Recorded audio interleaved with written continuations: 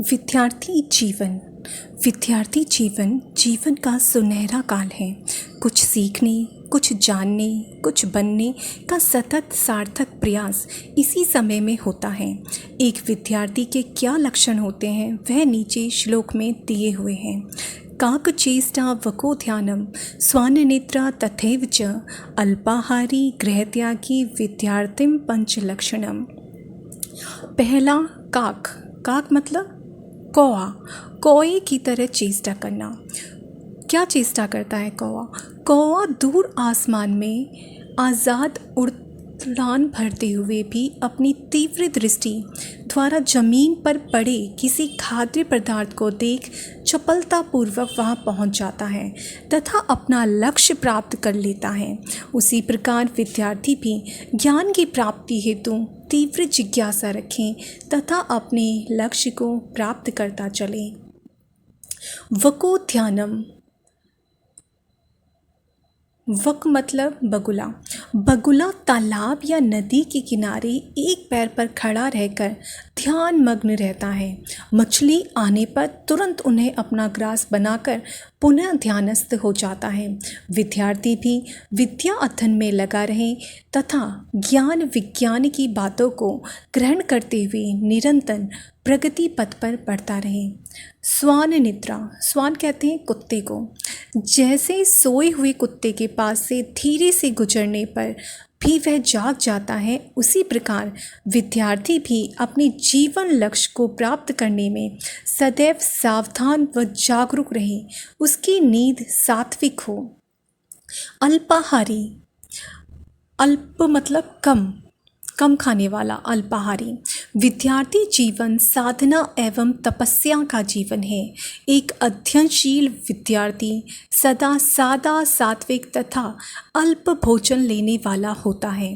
तामसिक, राजसिक तथा अधिक आहार वाले विद्यार्थी की जीवनी शक्ति का बड़ा भाग भोजन पचाने में, नींद, आलस्य तथा तन मन की बीमारियों का सामना करने में खर्च हो जाता है।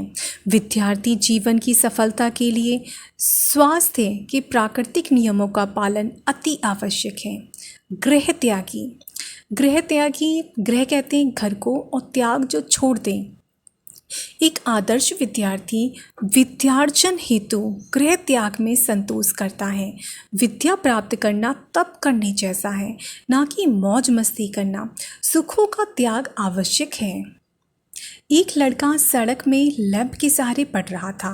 एक परिचित ने कहा, इतना कष्ट उठाने से तो नौकरी कर लो। विद्यार्थी बोला, महोदय आप नहीं जानते, यह मेरी साधना का कसौटी का समय है। कठिनाई है तो क्या, बौद्धिक क्षमताएं अब न बढ़ाई गई तो फिर ऐसा अवसर कब मिलेगा? इस तरह का उत्तर देने वाले महान शिक्षा शास्त्री ईश्वर चंद्र विद्यासागर थे। प्रत्येक छात्र को यह अनुभव करना चाहिए कि वह एक ऐसी अवधि से होकर गुजर रहा है जो उसके भाग्य और भविष्य निर्माण करने की निर्णायक भूमिका अदा करेगी। व्यक्ति की सारी गरिमा उसके गुण, कर्म, स्वभाव पर निर्भर है। क्या बाह्य, क्या आंतरिक, दोनों ही क्षेत्रों की प्रगति इस बात पर निर्भर है कि किसी का व्यक्तित्व किस स्तर का है। धन, विद्या, सम्मान, पद, स्वास्थ्य, मित्रता सिर्फ उन्हीं को मिलती है जिन्होंने अपना व्यक्तित्व, गुण, कर्म, स्वभाव सही ढंग से ढाला और विनिर्मित किया है।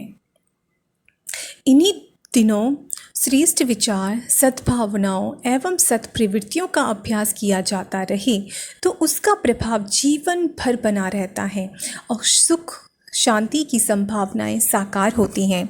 इन्हीं दिनों में जोश अधिक, होश कम रहने के कारण अवांछनीय प्रवृत्तियों में अधिक आकर्षण, मनोरंजन महसूस होता है और मनोवृत्तियाँ पानी की तरह नीचे की ओर शीघ्र ही गिर जाती हैं और जीवन भर पीछा नहीं छोड़ती। कहना न होगा कि ऐसा व्यक्ति शोक, संताप भरी परिस्थितियाँ उत्पन्न करता हुआ अभिशाप जैसा नारकीय जीवन जीता है। इन्हीं दिनों मित्रों का आकर्षण अपनी चरम सीमा पर रहता है।